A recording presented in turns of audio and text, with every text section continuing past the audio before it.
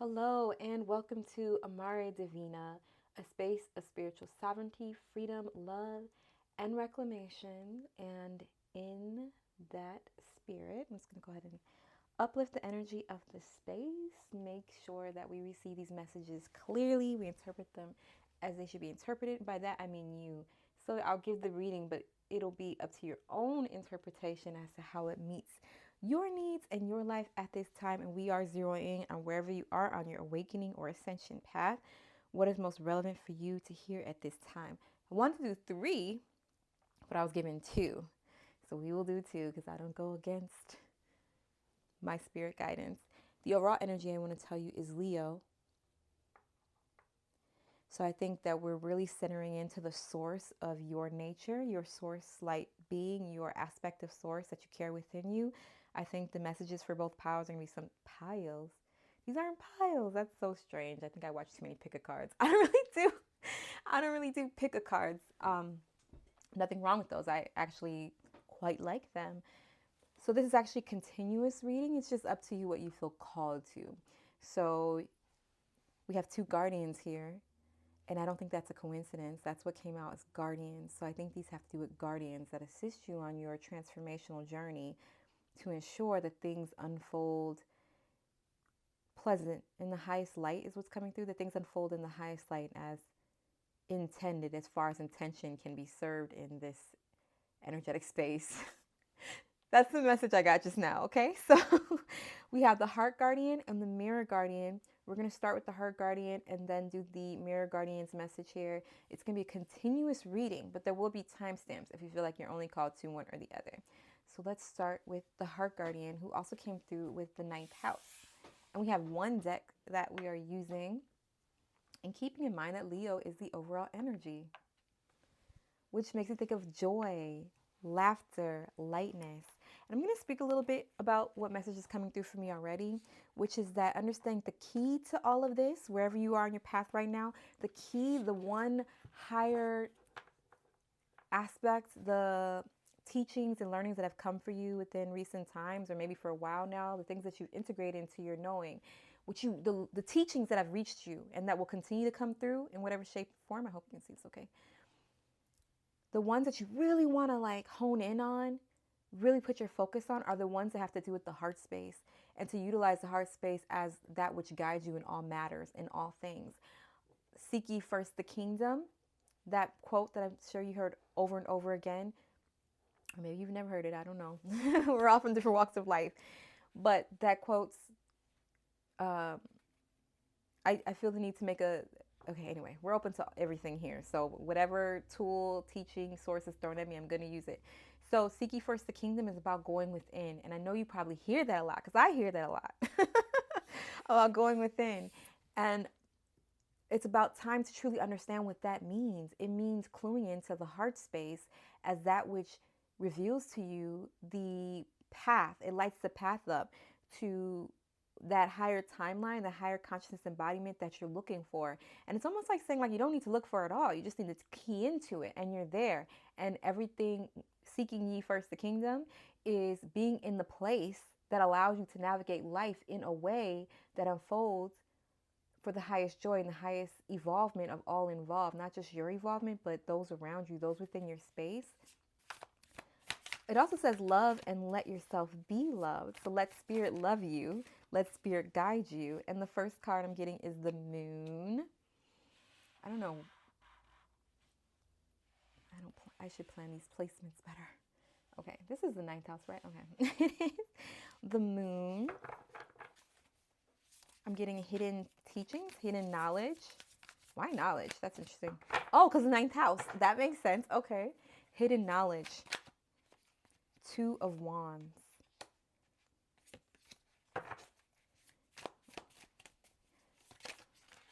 Ooh, Four of Wands. I love this card. I actually recently heard something about this card. Oh, it was actually through a personal reading that was done for me. She looked at this card as a portal, and I love that. I love that interpretation. She referred to the Four of Wands as a portal. So what I'm getting here is that tuning into the heart space in the way that you are being guided to, because I'm saying tune into the heart space, and right now those are just words, but if you layer those words with the meanings that you have been given over time or will be given very soon, you will understand that tuning into the heart space is tuning into a portal, giving yourself unferreted access to a portal that will unveil hidden mysteries. Okay, some of the words that are coming through, we're just gonna go with it. Will reveal hidden mysteries and wisdom that will allow you to make the most appropriate choices. And by the most appropriate choices, I'm not saying right or wrong. I'm saying there's something that lights you up, something that fires you up, something that just gives you joy, something that makes you laugh and play and so on and so on. And they're saying that tuning into the heart space through the higher teachings that make themselves known to you will make that path light up for you, will make the choices easier for you. So when you get to those pathways of, ooh, which way should I go? You could go either way, but they're just saying like, ooh, if you really want the good stuff, this is the way. This is the way. Am I pulling any more cards? Oh, bottom of the deck is the Six of Pentacles. And so that gets back to the quote on this card, which is love and let yourself be loved. So you need to open up that stream of consciousness that allows you to receive messages and give messages. Receive and give messages. Yeah, because they're drawing my attention to the throat chakra and the flame from the heart entering the throat chakra. So this is about receiving and giving messages for all who are called to hear you speak. This can be in a different manner of ways. A lot of manner of ways, if my words make sense right now. Six of Pentacles at the back of the deck, which I know I said already. Okay, let me see if there's anything else I need to cover here. Oh, this fell out of the deck. I didn't even notice it was on the table. Zero potential. Ooh, those choice of words are weird. It's the number zeros on there, okay? And the card is potential. It's actually the Fool card. Anyways, this is about following the innocence that is within you despite what anyone else thinks or says or does. Whatever their judgment is on you, whatever their perspective is on you or the past version of you, because you're not actually the person that you were before by any means. And people get stuck on the versions of you that they created. And sometimes that has an effect on you because if you spend your time with people who are stuck on old versions of you, you could be susceptible to the influence of that version that they view of you. It's like an old response habit, basically. And it's not inevitable. It's not inevitable. Like, it's not like automatically talk to this person who sees you as that person who would do XYZ, who would never do that today, that you become that person again. No, it's just that they give you the opportunity to be that person again. And you can give them the opportunity to realize that you aren't that person again by being whoever it is that you're called to be and by following your path. And you kind of have to ignore those old perspectives. Is this a part of the reading? Why do I keep wiping the desk? Oh, just little cleanups here and there. You know, just little turns here and there. Sometimes the guidance is subtle. All right, are we... Okay, I think I'm pulling another card, so let's do it. King of Cups. Oh, I'm sorry, Spirit of Cups. Because this deck is the Intuitive Night Goddess deck. So it's very much a divine feminine deck. So you'll see feminine energies in all the cards, I believe. And this is the Spirit of Cups. And I love that she says Spirit of Cups. The creator of this deck. One second here. I want to get her name. Lindsay Silverman, Eye of Astro. At least she's on Etsy. Anyways, I'm getting off track. But or maybe I'm not. Maybe I'm not getting off track. Maybe you need to know where this deck is at. I don't know. But Spirit of Cups, I like that she uses spirit when you get to this phase of the, I don't know, royalty in this deck. I know there's other words. The court cards. I like that she uses the word spirit in Spirit of Cups because what this is saying is there's a mastery going on here having to do with consciousness and infinity, which is infinite, the infinite consciousness and the ways that it can unfold in this world and the ways that you can embody it. And there's a uniqueness to you that works wonders on those around you, but it requires a solidity in who you are, and that solidity is obtained through the acknowledgement of that which brings you peace and expansion through that heart space, the acknowledgement of that and pursuing that against all other thoughts, opinions, or logic. Just the, notice I said other logics. We're not listening to others' logics. I learned recently about South Node in Gemini. I don't know if anyone here has that, but that's what came through just now. I don't have a South Node in Gemini, but someone close to me does. And it was saying with South Node and Gemini is that sometimes they shop around. And I'm not saying anyone here does. Maybe they do. I don't know. But the energy must be relevant here. South Node and Gemini is because of past lives energies. They may shop around people's thoughts and opinions a lot to try to figure out what truth best suits them, and they acknowledge that there are many truths and they get a little lost in the sauce, you know what I'm saying? So like and it can lead to just confusion and obstruction of their true higher path and calling, which is their north node, which is Sagittarius, which is tuning into this higher knowing and just following that knowing and not needing anyone else to support it, not needing anyone else to agree with it or acknowledge it as a potential path, just pursuing forth. And I think that must be so alleviating for someone who's lived in that energy a lot to find. I mean, I'm sure it's scary. I'm sure it's scary to be like, you want me to release all of this data and just throw myself into the fire? Yes, quite literally, the spiritual fire of life, and come out with your cup filled. Not just filled, but leading with your cup filled. Okay, am I moving on? Oh, an Ace of Swords, being crowned. I know that's not what Ace of Swords usually means, but that's what came through and I just saw it, being crowned. Meaning you're ready. Or you will be ready? Ready or will be ready? It's different for different people. All right. Okay, so now we're going to move on to our next guardian. Just to make sure everything's summed up here because I feel like it is done. Okay, yeah. Let's go on to our next one here. So that is what Heart Guardian came to say. And Heart Guardian is being joined by her sister, Mirror Guardian, who's coming through with Jupiter, I believe. It's nice that the colors match. I think that's relevant. So, because I actually rolled the dice before the cards were shuffled. So the color is relevant. So this has to do a lot with this particular shade of blue. Give me a second. It's about intellect. But it's like, it's not intellect as you know it. Are we removing this? No? Okay. She wants to stay here and support her sister. No problem. Okay, so we have Jupiter, Mirror Garden. Take time to reflect. That's where the intellect's coming in. Taking time to review the things that are being shown to you at this time through others. Oh my gosh. Yeah, I love that. The Mystic. Reflection again. I know this is probably two different sides of the moon, but it's making me think of reflection, polarization. People that are different from you, showing you how different you are for a reason. 3 of Cups, so that you will embrace those who support you. I'm getting Soul Tribe coming through. Ooh, 6 of Wands. Yeah. Are we grabbing another cup? Another cup. Are we grabbing another cup? Are we going to join the team? Yes, we're going to join the team. Are you going to join your tribe and making some magic? Yes, you are going to join the tribe and making some magic. Or you being asked, but I think you are because it's 6 of Wands. So what's coming? Oh, reclamation and the Ace of Cups. Yes, we're grabbing another cup.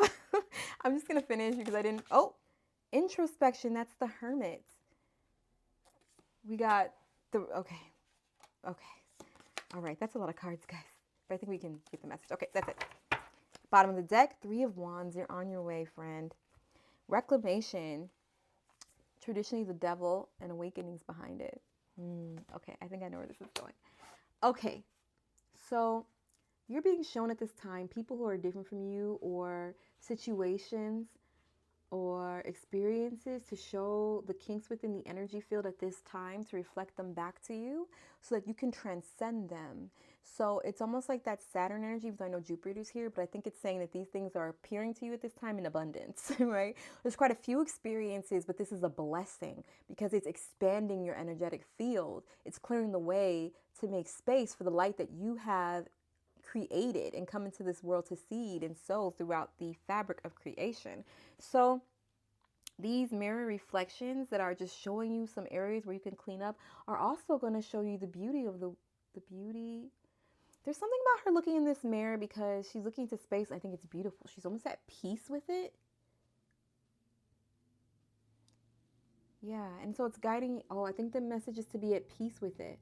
To be at peace with the way things have unfolded, and to go within introspection, to take some time and maybe even meditate on the matter.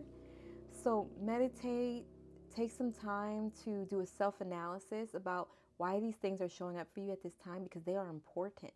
They're assisting in your victory, and they're assisting you in joining others in raising your cup because you're ready. It's like this transformation has taken place, and you're at the phase now on your awakening or ascension journey. This is an ascension journey. The card says awakening, but when I asked in my mind, it said ascension. Okay, so we'll just say awakening or ascension. Oh, it could be a second awakening. I heard those are much more gentler than the first. Um, and ascensions are ongoing. So wherever you are in this journey, it's meant to empower you on your road to victory. Actually, the feedback I just got is you're already on the road to victory. You're already victorious. This isn't a matter of victory. This is about a matter of fine-tuning and adjusting things as you see fit. As you see fit, because you're also a human. You have a mission, but you're also here to live your life, honey. You're also here to live a beautiful, wondrous life and be excited about the things that unfold for you. Source, as you, wants to live a good life too. Wants to experience all that love and excitement within you too. So you're already on the road. This is just a fine tuning so that you can also live the life that you desire.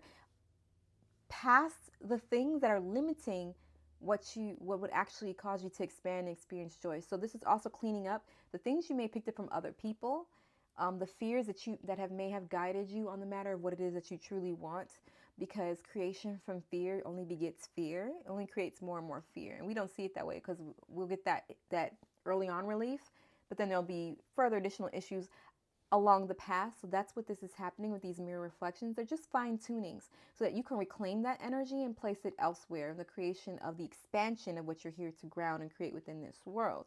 So it is helping you on, it is a second awakening, or it is an ongoing ascension journey for you. It's also answering the call of what you're here to enact.